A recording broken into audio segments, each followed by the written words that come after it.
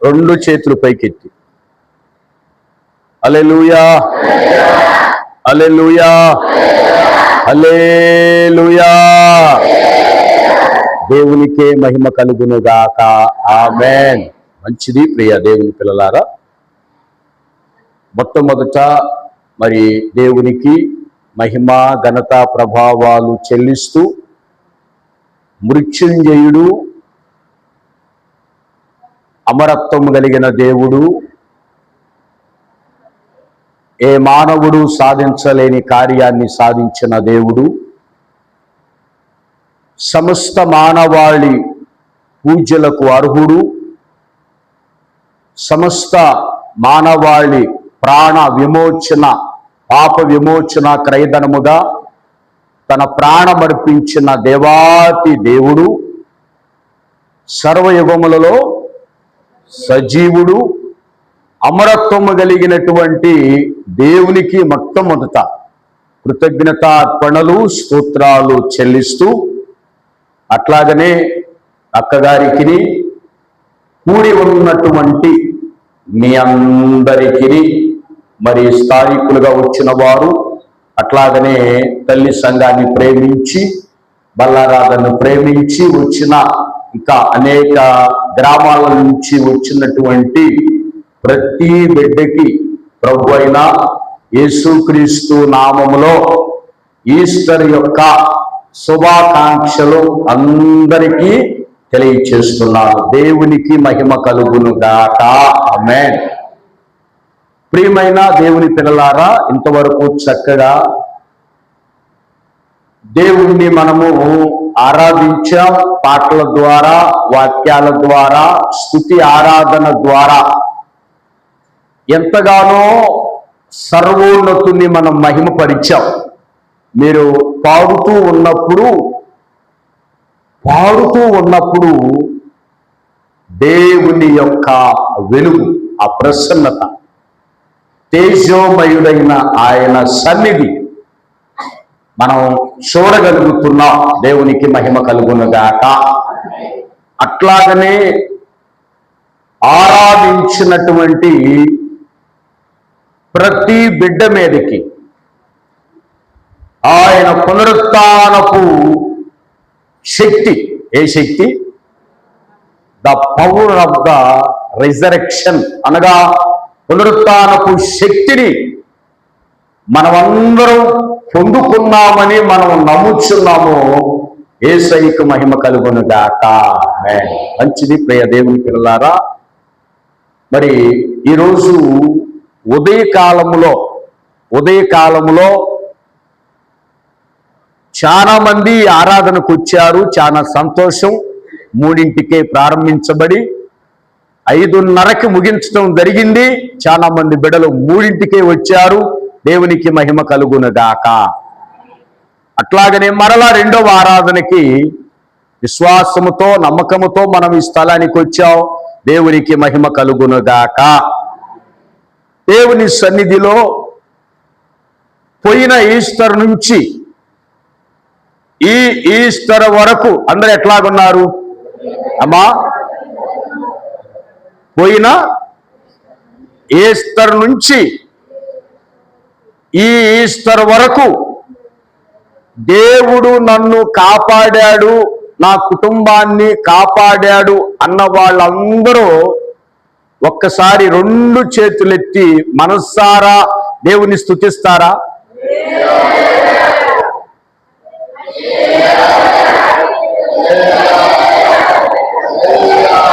అలుపు రావాలి, చెప్పండి. అలా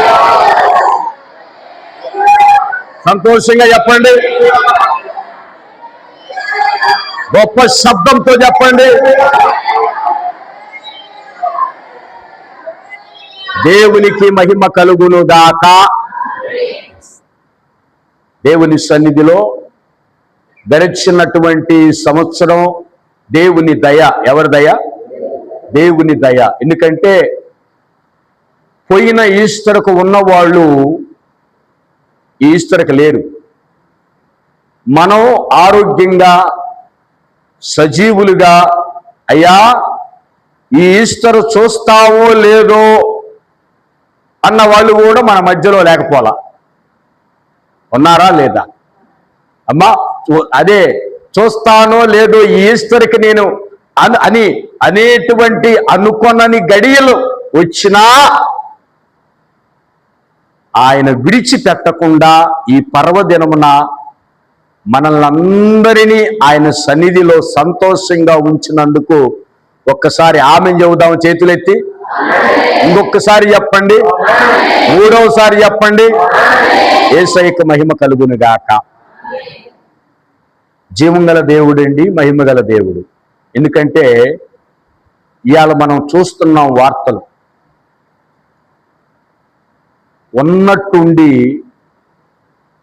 ఉన్నట్టుండి జరుగుతున్న సంఘటనలు చూడటం లేదా?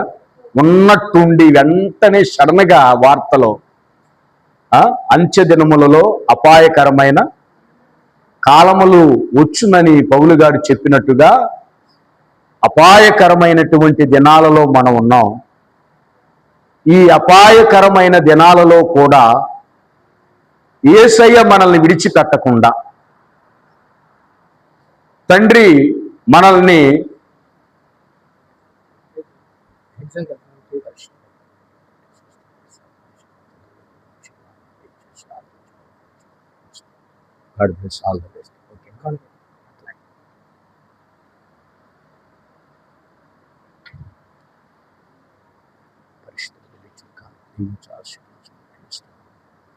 జాగ్రత్తగా రాయండి.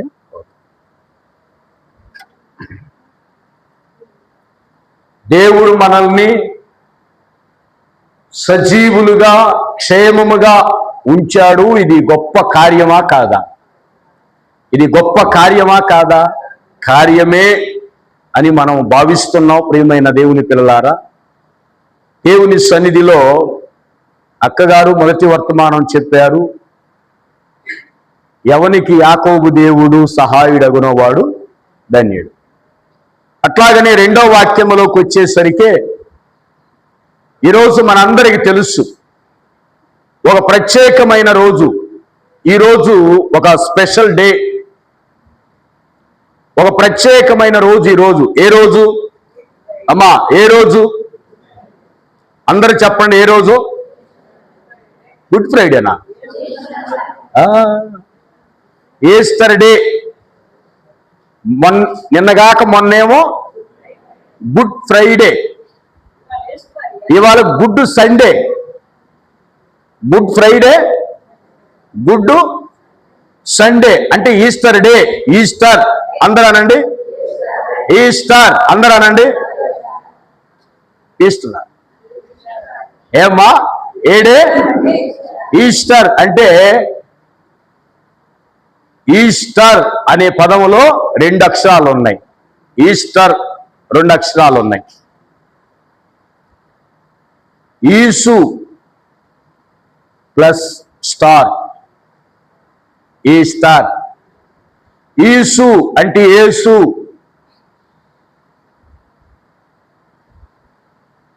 ఈసు అంటే యేసు, యేసయ్య స్టారుగా వెలిగిన రోజు, నక్షత్రం వలె ప్రకాశించిన రోజు. గట్టిగా స్తోత్రం చెప్పు. శుక్రవారం శనివారానికి ముందేమో లేదు, ఈరోజు సమాధిని జయించి లేచి ఈరోజు ఎట్లాగా వెలుగుతున్నాడు ప్రపంచానికి? నక్షత్రం అందరూ అనండి. నక్షత్రము వలె వెలుగుతున్నాడు, ప్రకాశిస్తున్న దేవుడు. అందుకని ఆయన ఏమన్నారు తెలుసా? ఈస్టర్ అంటే యేసయ్య నక్షత్రంగా ప్రకాశించిన రోజుని ఏమంటాము? ఈస్టర్. అందుకనే ఈ దినానికి ఆ పేరు రావటం జరిగింది. దేవుని పిల్లలారా, అట్లాగనే పోయినటువంటి 2025 ఈస్టర్ రెండవ ఆరాధనలో రెండవ వర్తమానం గుర్తుందా? అర్థమైందా ప్రశ్న? 2025 ఈస్టర్ రోజున రెండవ ఆరాధనలో రెండవ వర్తమానం అంటే అంత వెనక్కి మేము బాగోలేదండి పాస్టర్ గారు. అంత వెనక్కి మేము ఆలోచించలేదు అసలు అనుకుంటున్నారా? ఎవరు చెప్తారు అంటే ఎవరైనా రాసుకొని ఉంటారు, లేకపోతే ఎవరైనా డైరీలో రాసుకొని ఉంటారు ఆ సంవత్సరాన్ని, ఆ గడియలు, ఆ తిథులు, నక్షత్రాలంటే ఇది ఆ సమయం, ఆ గడియ, ఆ నిమిషం రాసుకొని ఉంటారు. అమ్మా ఆ అలవాటు ఎవరికి ఉందో ఆ మంచివారు ఎవరో చేయొద్దండి. ఆ మంచివారు, ఆ రాసుకునేవారు ఆ సమయం డైరీ మెయింటైన్ చేయాలి. మనం అందరం చదువుకున్న వాళ్ళందరూ డైరీ అంటే ఈరోజు ఈ వాక్యం చెప్పారు, అక్కగారికి చెప్పారు, పాస్టర్ గారికి చెప్పారు, ఇదిగో ఈ తారీఖున, ఈ క్షణం, ఈ తేదీన అంటే రేపొద్దున మనం ఎప్పుడైనా చూసుకోవటానికి బాగుంటది. Very good. శిరీష ఉంటే అందుకనే శిరీష ప్లేస్ని మనం అందరం పూర్తి చేయడము గాక. అవునా కాదా? అమ్మ రాసుకోవాలి. వాక్యం అనేది కంపల్సరీగా రాయాలి. మీరు గమనించండి. పోయినటువంటి సారి చెప్పిన వాక్యం ఏంటంటే అపోస్తుల కార్యము 2వ అధ్యాయము 24 చదవండి.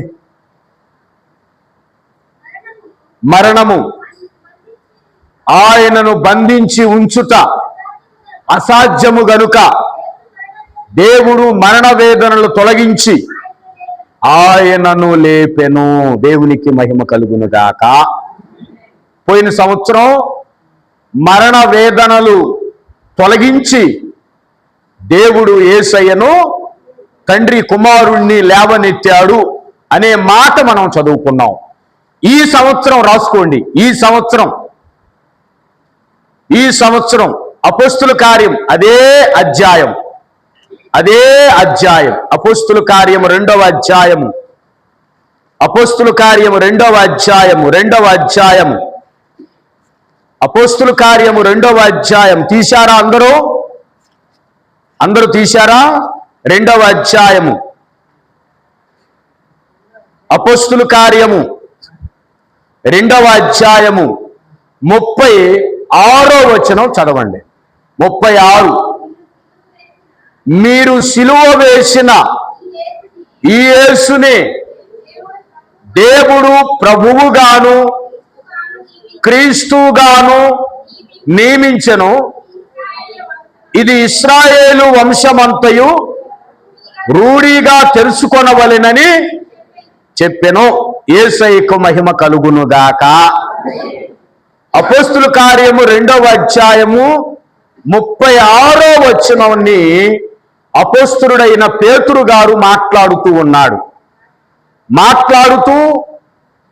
ఈ మాట ఎప్పుడు మాట్లాడుతున్నాడు తెలుసా? ఈ మాట ఎప్పుడు మాట్లాడుతున్నాడు పేతురు గారు? ఏ పండగ రోజున? ఈరోజు మనకు పండగ ఉన్నట్టే ఆ రోజు ఏ పండగమ్మా? పెంతెకోస్తు పండగ రోజున 17 దేశాల నుంచి వచ్చిన యూదులు అందరూ యెరూషలేముకు వచ్చారు. ఎందుకు యెరూషలేముకు వస్తారంటే సంవత్సరానికి 3 సార్లు. ఎన్నిసార్లు? అందరు చెప్పండి, ఎన్నిసార్లు? సంవత్సరానికి 3 సార్లు వాళ్ళు ఎక్కడున్నా యూదులు ఏ దేశంలో ఉన్నా, ఏ ప్రాంతంలో ఉన్నా వాళ్ళందరూ యెరూషలేముకు రావలసిందే.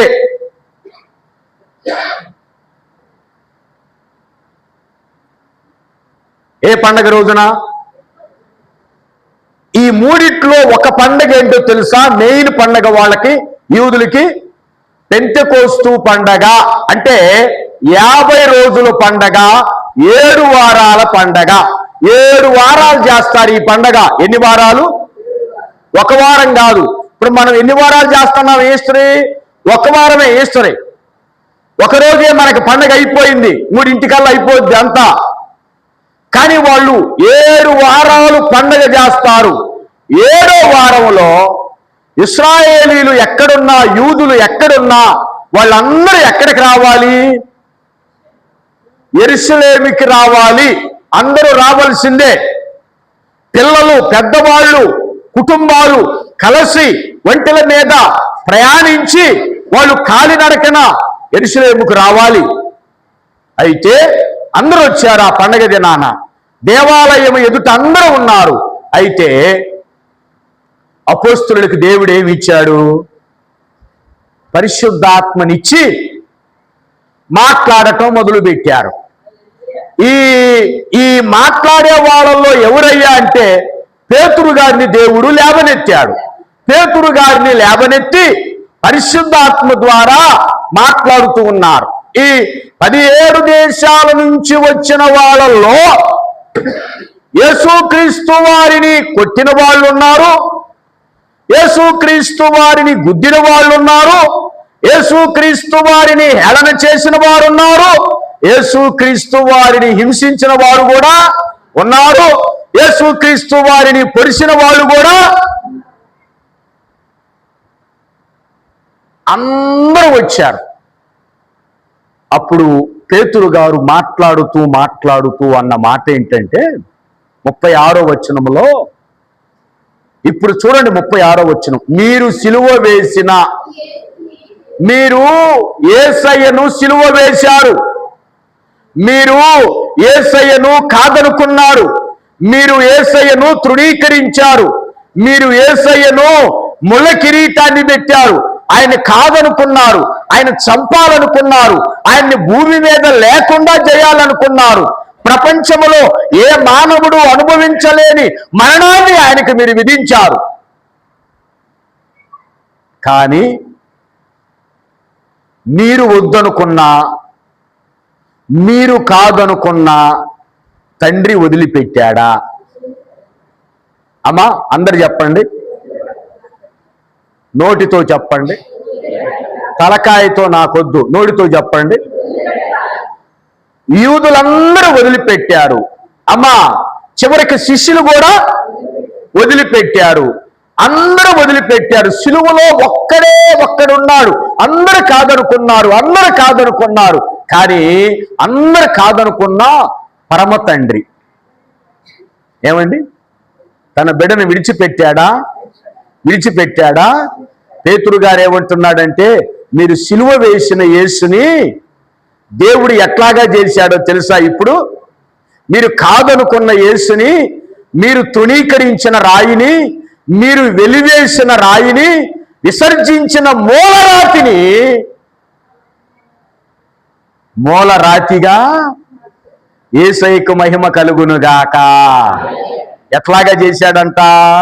మీరు సిలువ వేసిన ఈ యేసును దేవుడు, చదవండి 36వ వచనం, మీరు సిలువ వేసిన ఈ యేసుని దేవుడు ప్రభువుగాను క్రీస్తుగాను నియమించెను, ఇది ఇశ్రాయేలు వంశమంతయు రూఢిగా తెలుసుకొనవలెనని పేతురు గారు చెప్పెను. దేవునికి మహిమ కలుగునుగాక. ఎవరికి చెప్తున్నారు ఈ మాటలు? ఇశ్రాయేలు వంశస్థులందరూ తెలుసుకోవలసింది ఏంటో తెలుసా?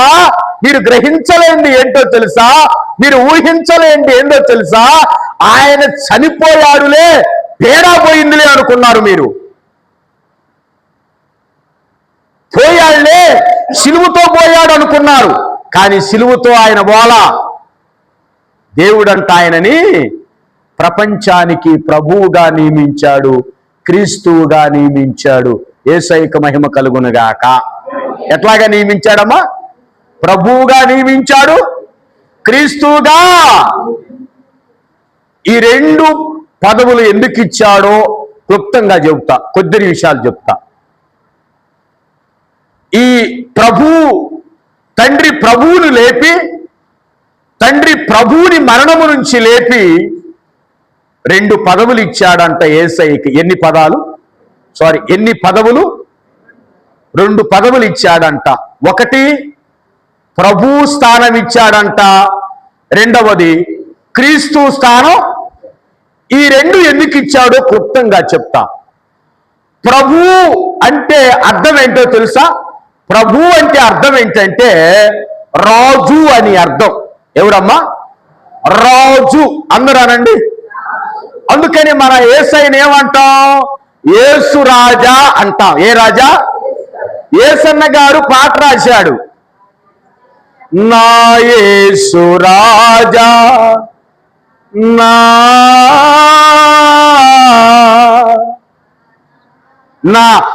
రథము అశ్వాన్ని తోలేటువంటి వాడా, నా యేసు రాజా, వేటగాని ఉరి నుంచి నన్ను తప్పించావు. నా యేసు రాజా, ఆ చనిపోయిన ఆ యేసయ్యను దేవుడు మరలా భూమి మీద ఎట్లాగా నియమించాడు? రాజుగా నియమించాడు. దేవుని స్తోత్రం చెప్పండి. ఆయన ఎవరయ్యా? రాజు. ఒట్టి రాజే కాదు, రాజులకు రాజు. రాజు అంటే ఎవరిని రాజు అంటాం? అమ్మా, ఎవరిని రాజు అంటాం? రాజుని ఎవరిని అంటాం? పరిపాలించే వ్యక్తిని రాజు అంటాం. ఇంకా కిరీటమున్న వ్యక్తిని రాజు అంటాం. ఇంకా రాజముద్ర కలిగిన వ్యక్తిని రాజు అంటాం. అంటే సర్వరాజ్యము ఎవరి కంట్రోల్లో ఉంటుంది? చెప్పాలి. ఎవరి కంట్రోల్లో ఉంటుంది? ఎవరు స్వాధీనంలో ఉంటుంది? ఎవరి హ్యాండ్లో ఉంటుంది? ఎవరి కంట్రోల్లో ఉంటుంది? ఇప్పుడు తండ్రి అయిన దేవుడంట, కుమారుడా, నా యొక్క పని కోసం నువ్వు ఇంత కష్టపడ్డావు కాబట్టి, ఇంత మరణాన్ని, వేదనలు అనుభవించావు గనుక నిన్ను ఈ ప్రపంచానికి, నిన్ను సంఘాల మీద, రాజ్యాల మీద, రాష్ట్రాల మీద, దేశాల మీద నిన్ను రాజుగా అభిషేకించా. గట్టిగా చప్పట్లు కొడదాం. He is the king. He was the king. అనగా ఆయన రాజు అయి ఉన్నాడు. ఏ రాజు అండి? రాజు కీర్తనలా అంటాడు దావీదు గారు. ఏ రాజు ఈ రాజు అంటే మహిమ కలిగిన రాజు. స్తోత్రం చెప్పండి. ఏ రాజు ఈ రాజు? మహిమ లేని రాజా, మహిమ కలిగిన రాజా? మహిమ కలిగిన రాజు. మహిమ కలిగిన రాజు. ఆ రాజు పరిపాలిస్తున్నాడు మనల్ని. తిరిగి లేచి ఆయన వెళ్ళిపోలా, పరిపాలిస్తున్నాడు. ఏం చేస్తున్నాడు? మనల్ని పరిపాలిస్తున్నాడు. ఈరోజు మనం అందరం ఆయన కంట్రోల్లో ఉన్నాం. ఏ కంట్రోల్లో ఉన్నాం? మన కంట్రోల్లో లేవు, మన స్వాధీనంలో లేవు. ఎప్పుడైతే యేసయ్య మరణించి తిరిగి లేచాడో ఆయనను రాజు అయ్యాడు. ఆ రాజు పరిపాలించేది ఈ లోకాన్ని కాదండి, హృదయం అనే లోకాన్ని. స్తోత్రం చెప్పండి. మన జీవితం అనే లోకాన్ని మనలను పరిపాలిస్తున్నాడు, మనల్ని నడిపిస్తున్న దేవుడు. గలతీ 2:20 చదవండి. మనల్ని ఏ విధంగా పరిపాలిస్తున్నాడు ఆయన, మనం ఏ విధంగా నడిపిస్తున్నాడు ఆ రాజుగారు. చనిపోయి తిరిగి లేచి మనకి ఏం మేలు చేశాడో మనల్ని నడిపిస్తున్నాడు ఆయన. గలతీ 2:20. గలతీ 2:20.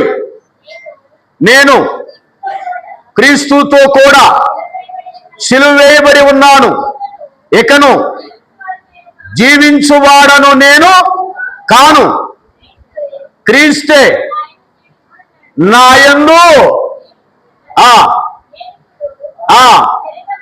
శరీరమందు నన్ను ప్రేమించి నా కొరకు తన్ను తాను అప్పగించుకొనిన దేవుని కుమారుని అందరి విశ్వాసం వలన జీవించుచున్నాను. ఒకసారి స్తోత్రం చెప్పండి. పౌలు గారు ఏమంటున్నాడో తెలుసా? ఏమంటున్నాడమ్మా అక్కడ? జీవించువాడను నేను. మరి ఎవరయ్యా జీవిస్తుంది?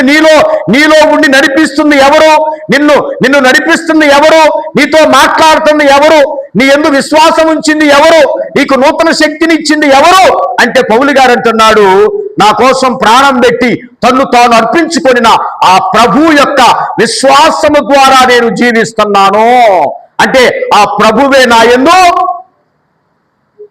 నేను పాట పాడినా ఆయనే పాడుతున్నాడు, నేను సాక్ష్యం చెప్పినా ఆయనే సాక్ష్యం చెబుతున్నాడు, నేను నడిచినా ఆయనే నడుస్తున్నాడు, నేను కూర్చున్నా ఆయనే కూర్చున్నాడు, నేను ప్రార్థన చేసినా ఆయనే చేస్తున్నాడు. నువ్వు చేయటల్లా, నీ విశ్వాసం కాదు, ప్రభువే మనలో ఉండి మనలను నడిపిస్తున్నాడు. అంటే మనం అందరం ఎవరి కంట్రోల్లో ఉన్నాం? దేవుని కంట్రోల్లో ఉన్నావు. యేసయ్యకు మహిమ కలుగునుగాక. అంటే ఇక మనల్ని ఆయన నడిపిస్తున్నాడు. ఆయన ఆత్మనిచ్చి మనల్ని రోమా 8:11 చదవండి, మనకు అర్థమవుతుంది. ఇంకా రోమా 8:11లో ఒక మాట ఉంది. అక్కడ కూడా పౌలు గారు ఇదే మాట చెప్తున్నాడు. అమ్మా మృతులలో నుండి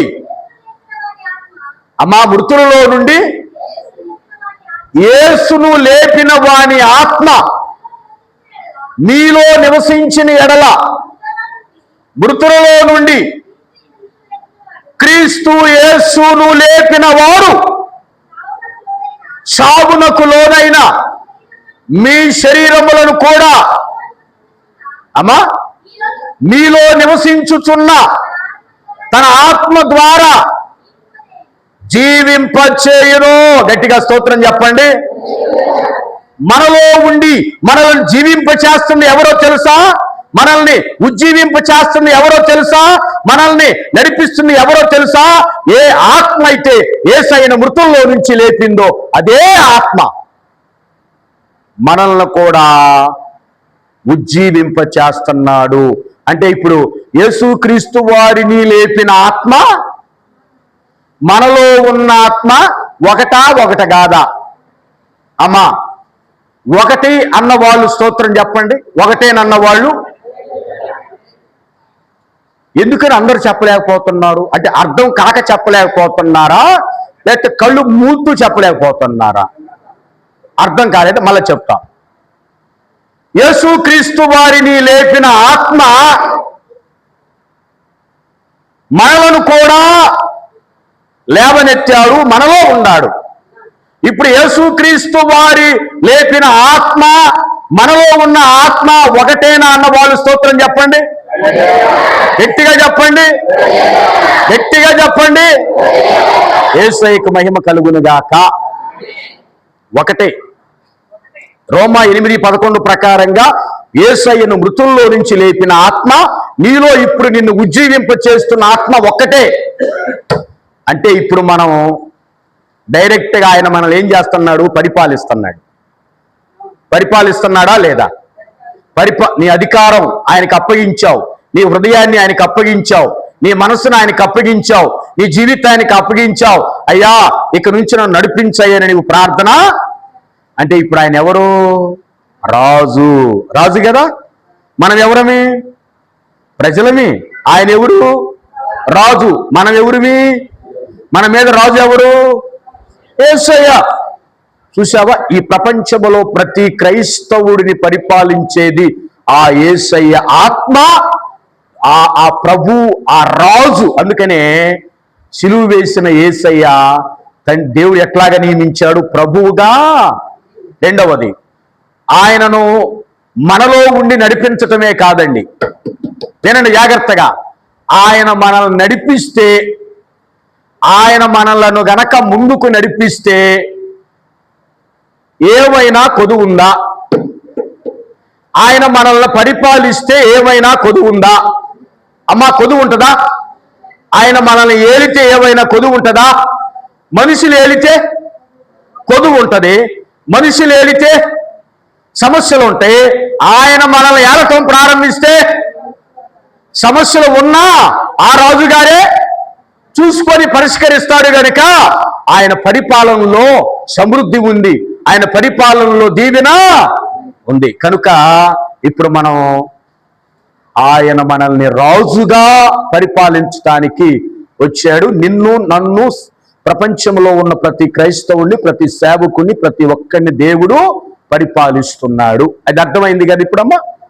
రెండవది, దేవుడు ప్రభువుగాను క్రీస్తుగాను నియమించను.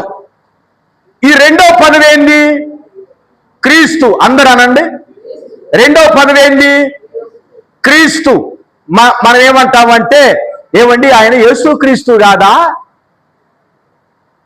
మరణించక ముందు యేసు, మరణించక ముందు యేసు, మరణించి తిరిగి లేచిన తర్వాత ఆయన క్రీస్తు. అందుకని మీరు సువార్తల్లో చూస్తేనేమో యేసు అని ఉంటుందా లేదా? సువార్తల్లో. పత్రికల్లో చూస్తే క్రీస్తు యేసు. ఈ వ్యత్యాసం ఎంతమంది గమనించారో చేయొద్దండి బైబిల్ చదివిన వాళ్ళు. ఈ వ్యత్యాసం ఎంతమంది గమనించారు బైబిల్ చదివేటప్పుడు? సువార్తల్లోనేమో యేసు అంటే ప్రభు చనిపోలేదు. చనిపోయి పౌలు గారు పత్రికలు రాయటం ప్రారంభించిన తర్వాత ప్రతి పత్రికల్లో మొదలు చూస్తే క్రీస్తు యేసు దాసుడైన నేను, క్రీస్తు యేసు దాసుడైన నేను అంటాడు. అంటే క్రీస్తును ముందు ఎందుకు పెట్టాడో తెలుసా? యేసయ్య వచ్చిన పని అయిపోయింది. యేసయ్య పేరుకున్న అర్థం ఆ పని అయిపోయింది. తర్వాత క్రీస్తుగా వచ్చాడు. దేవునికి మహిమ కలుగునగాక. అంటే క్రీస్తు అంటే అర్థం ఏంటంటే, క్రీస్తు అంటే అర్థం ఏంటంటే అభిషక్తుడు అని అర్థం. ఎవరమ్మా? ఎవరాయన? అభిషక్తుడు అంటే నీలో నేనుండోటే పాడాలి. ఆత్మీయానుభవమే నీలో నేనుండోటే నాలో. అందరూ పాడదామా? కబడి కొడుతూ స్తోత్రం ఉజ్జీవంగా. పరిశుద్ధాత్ముని అభిషేకముతో. వెనక వాళ్ళు తప్పట్లు వచ్చట్లా, గట్టిగా పట్ల అందరూ కలిసి పాడదాం ఈరోజు.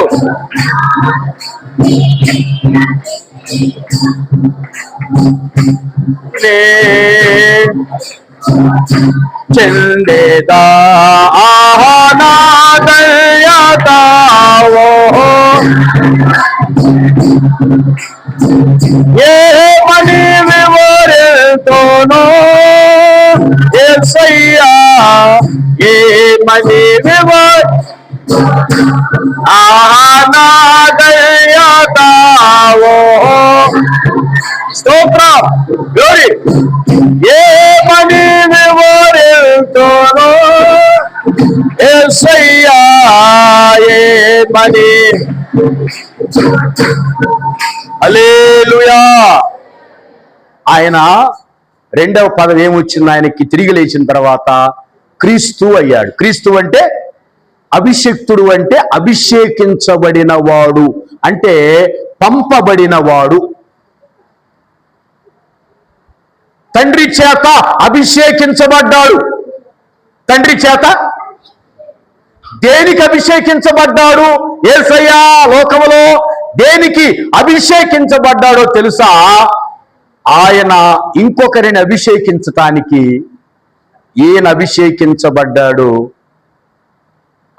ఆ యేసయ్య మనల్ని అభిషేకించాడు. గట్టిగా స్తోత్రం చెప్పు, గట్టిగా స్తోత్రం చెప్పు, గట్టిగా స్తోత్రం చెప్పు. యేసయ్యకు మహిమ కలుగును గాక. ఆయన అభిషేకించబడి మనల్ని కూడా ఏం చేశాడు? అభిషేకించాడు గనుక. అందుకని యోహాను పత్రికలో ఉంటుంది, అపోస్తులు అంటారు, యోహాను గారు అంటున్నాడు, ఆయన ఇచ్చిన అభిషేకము సత్యమే కాబట్టి అబద్ధము అది మనకు బోధిస్తుంది, అది మనకు బోధిస్తుంది. ఆయన ఇచ్చిన నీకు అభిషేకం ఏం చేసిద్దంటే నువ్వు ఏ విధంగా నడవాలో నీకు బోధిస్తుంది లోకంలో. స్తోత్రం చెప్పు, గట్టిగా స్తోత్రం చెప్పమ్మా. ఆయన మనల్ని అభిషేకించాడు. ఎట్లాగ అభిషేకించాడు? ఆయన రక్తముతో మనల్ని కడిగి శుద్ధీకరించి అభిషేకించాడు. అందుకనే దేవుని చేత అభిషేకించబడిన వానిలో ఏముంటుందో తెలుసా? దేవుని ఆత్మ ఉంటుంది. దావీదు గారు సమూయేలు చేత అభిషేకించబడ దగ్గర నుంచి ఆయన జీవితం మారిపోయింది. స్తోత్రం చెప్పు. సింహం కూడా ఏం చేయలేకపోయింది, ఎలుకబంటి కూడా ఏం చేయలేకపోయింది, గొలియాతు యుద్ధానికి వచ్చాడు, సింహం యుద్ధానికి వచ్చింది, ఎలుకబంటి యుద్ధానికి వచ్చారు. ఎవరు యుద్ధానికి వచ్చినా ఈయన అభిషేకం పొందిన వ్యక్తి కాబట్టి ఈయన ముందు ఏది నిలబడటానికి అవకాశం అదిగో ఆ అభిషేకపు శక్తిని మనకి ఎవరిచ్చారో తెలుసా? ఆ క్రీస్తు తండ్రి వద్ద నుంచి పొందుకున్న అభిషేకాన్ని మనకిచ్చాడు. గట్టిగా చప్పట్లు కొడదామా? The God has anointed you. దేవుడు నిన్ను అభిషేకించాడు. అనాయింటెడ్, అభిషేకించాడు దేవుడు నిన్ను. అందుకని అభిషేకించిన వాడిని సాతానుడు ముట్టుకునే అవకాశం లేదు. అభిషేకించబడిన వారిలో దేవుని శక్తి ఉంటుంది. సంసోను అభిషేకించబడ్డాడు. సంసోను ఏం చేయబడ్డాడు? అభిషేకించబడ్డాడు. అందుకనే ఒక్కసారి 3,000 మందిని ఏం చేశాడమ్మా? నేల గరిపించాడు, మట్టి గరిపించాడు. 3,000 మంది ఫిలిష్తీయులని. దేవుని స్తోత్రం చెప్పు. వీళ్ళందరూ ఎవరు? అభిషేకించబడిన వారు. అంటే దేవుడిచ్చిన అభిషేకం సామాన్యమైనది కాదు. అపోస్తులకు క్రీస్తు అభిషేకించాడు. అభిషేకించిన తర్వాత ఏం జరిగిందో తెలుసా? వాళ్ళ అద్భుత కార్యాలు. దేవుడు చిరువు వేసిన మరణించిన యేసయ్యని ఎందుకు లేపాడో తెలుసా? మానవుణ్ణి అభిషేకించటానికి, అభిషేకించిన మానవుణ్ణి పాలించటానికి మరలా యేసయ్యను దేవుడు లేపాడు గనుక ఈ 2 ఆశీర్వాదాలు మనకిచ్చాడు. మనం ఆయన పరిపాలనలోకి వచ్చాం. ఆయన పొందిన అభిషేకంతో నడుస్తున్నాం. దేవునికి మహిమ కలుగునుగాక. మరి చూడండి, యేసు ప్రభు లెగవటం వలన మనకి ఎన్ని ఆశీర్వాదాలు వచ్చినాయి? ముఖ్యంగా 2. 1, ఆయన పరిపాలించే గొర్రెలమయ్యాం. ఆయన పాలించే గొర్రెలమయ్యాం. ఆయన చేతిలో ప్రజలమయ్యాం. 2వది, ఆయన చేత మనం అభిషేకించబడ్డాం. ఆయన చేత మనం తాకబడ్డాం. ఆయన చేత మనం ఆ తైలము నెత్తిన పోయబడ్డాం. దేవుడు మనల్ని తాకాడు. దేవునికి మహిమ కలుగునుగాక. ఇప్పుడు వీళ్ళందరూ తెలుసుకున్నారు. ఎవరందరూ తెలుసుకున్నారు? పెంతెకోస్తు పండగ దినాన వచ్చిన వాళ్ళందరూ ఈ మాటలు విని ఏం చేశారో చెప్పమంటారా? ఈ మాటలు విని ఏం చేశారో చెప్పమంటారా? 37వ వచనం చూడండి, ముగిస్తున్నాను. 37వ వచనం. వారు ఈ మాట విని చాలు. ఎక్కడ నొచ్చుకున్నారు? చెప్పండి, ఎక్కడ నొచ్చుకున్నారమ్మా? హృదయంలో నొచ్చుకోవటం అంటే, అమ్మా, నొచ్చుకోవటం అంటే అర్థం ఏంటి? నొచ్చుకోవటం అంటే కళ్ళు మూయద్దు అమ్మా, కళ్ళు మూయద్దు. నొచ్చుకోవటం అంటే గుచ్చుకోవటం. నొచ్చుకోవటం అంటే గుచ్చుకోవటం. ఎక్కడ గుచ్చుకుంది వాళ్ళకి? అమ్మా, ఎక్కడ గుచ్చుకుంది? పేతురు గారు మాట్లాడుతుంటే ఒక్కొక్క మాట బాణవలాగా గుండెల్లో గుచ్చుకునేసరికి, అమ్మా, అయ్యా, ఈ యేసయ్యనా మేము కాదనుకుంది, ఈయననా మేము కాదనుకుంది, ఈయననా మేము సిలువేసింది, ఈయననా మేము కొట్టింది. మరి కొట్టేటప్పుడేంది నెలకుండా ఉన్నాడు? కొట్టేటప్పుడేంది సైలెంట్ గా ఉన్నాడు? అసలు ఏం మాట్లాడలేదేంది? ఇంత పరిపాలించే అధికారినా మేము, ఇంత సర్వోన్నతున్నా, ఇంత క్రీస్తునా, ఇంత మహిమ కలిగిన రాజునా మేము కొట్టింది? అయ్యో, మేము ఎంత పాపాత్ములు అని వాళ్ళు గుండెలు ఏం చేశారు? బాదుకొనంత మా పాపాలు క్షమించయ్యా, మా పాపాలు క్షమించని ప్రార్థన చేశారు. ఆ 17 దేశాల నుంచి వచ్చిన వాళ్ళల్లో 3,000 మంది, ఎన్ని వేల మంది? 3,000 మంది ఏం చేశారు? బాప్తీసం అని పరిగెత్తారు. గట్టిగా స్తోత్రం చెప్పండి. బాప్తీసం, మాకు బాప్తీసం కావాలి, మాకు బాప్తీసం కావాలని అపోస్తుల చేత 3,000 మంది బాప్తీసం పొందారు. ఏమండి, 3,000 మందికి బాప్తీసం ఇవ్వాలంటే ఎంతమంది కావాలి? 12 మంది అపోస్తులు 3,000 మందికి ఎన్ని గంటల్లో బాప్తీసం ఇచ్చారు? ఎక్కడ రాయబడలా. దేవుని స్తోత్రం. ఎక్కడ బైబిల్లో కానీ, నా హిస్టరీ పుస్తకాలు ఉన్నాయి, అందులో కూడా ఎక్కడ రాయబడలా. దేవుని స్తోత్రం. ఆ రోజల్లా బాప్తీసాలు. యేసయ్య ఎన్ని శ్రమలు పొందాడో, ఎన్ని కష్టాలు పొందాడో, వీళ్ళు ఎంత బాధ పెట్టారో, బాధ పెట్టిన వాళ్ళందరూ మళ్ళా వచ్చి యేసయ్య పాదాలు, యేసయ్య పాదాలు, యేసయ్య పాదాలు. అందుకని ఈరోజు పెంతెకోస్తు పండగ దినాన యేసయ్య వాళ్ళకి ఎట్లా కనపడుతున్నాడు తెలుసా? నక్షత్రంలాగా. స్తోత్రం చెప్పు, స్తోత్రం చెప్పండి. అందుకని ఈ రోజున ఏమన్నారో తెలుసా? ఈస్టర్, యేసయ్య నక్షత్రంలాగా ఇశ్రాయేలీయుల గుండెల్లో ప్రకాశించిన రోజు కనుక మనం అందరం కూడా ఆ ప్రభువుని కలిగి ఉన్నాం, ఆ క్రీస్తుని కలిగి ఉన్నాం, ఆశీర్వాదాన్ని కలిగి ఉన్నాం గనక మనం అందరం ఈ సంవత్సరం అంతా ఆ ప్రభు అధికారంలో, ఆ ప్రభు నీడలో మనం బ్రతుకుతూ ఆయన చేత అభిషేకం పొందిన దానిని కాపాడుకుంటూ మళ్ళా వచ్చే ఈస్టర్ వరకు ఆయన పరిపాలనలో ఉందుముగాక, ఆయన రెక్కల కింద ఉందుముగాక, ఆయన అభిషేకాన్ని కలిగి ఉందుముగాక, ఆయన వెలుగును కలిగి ఉందుముగాక, ఆయన నక్షత్రాన్ని కలిగి ఉందుముగాక. సిరి సంపదలతో, ఆత్మీయ జీవితాలతో దేవుడు మనల్ని రాబోయే ఈస్టర్ వరకు వర్ధిల్ల చేయునుగాక. లాగా మనం అందరం సంతోషంగా ఉండాలని దైవజనుడిగా ప్రేమతో నేను కోరుతూ దేవుడి మాటలు దీవించునుగాక. ఆమేన్. హల్లెలూయా, హల్లెలూయా, హల్లెలూయా. దేవునికే మహిమ కలుగునుగాక.